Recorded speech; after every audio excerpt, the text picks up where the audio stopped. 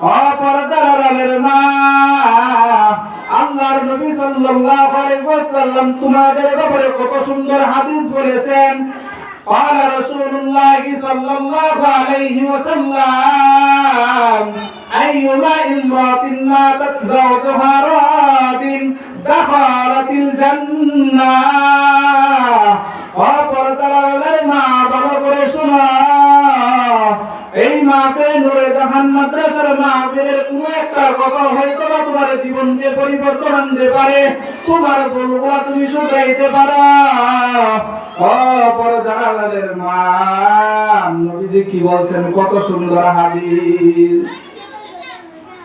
নবীজি কয় আইয়ু ইমরাতিন, কোন নারী যদি মারা যায়, মা তাত জাওজুহা রাদি, কোন স্ত্রী লোক যদি মারা যায় আর ওই স্বামী যদি তার উপর সন্তুষ্ট থাকে।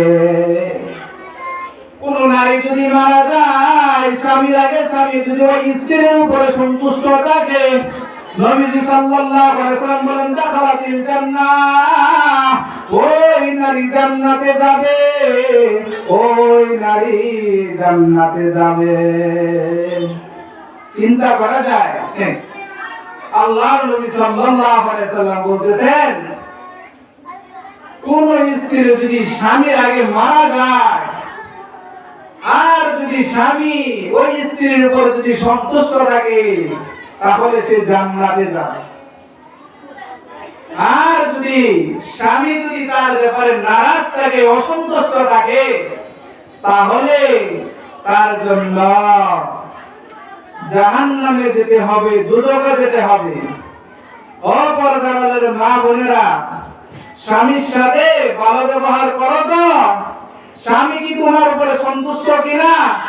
না স্বামীকে তুমি শুধু তুমতাক্কারি ব্যবহার করো, না স্বামীকে তুমি অপমান করো। যে স্বামীকে তুমি অপমান করতেছ, সেই স্বামী যদি তোমার উপরে সন্তুষ্ট না থাকে,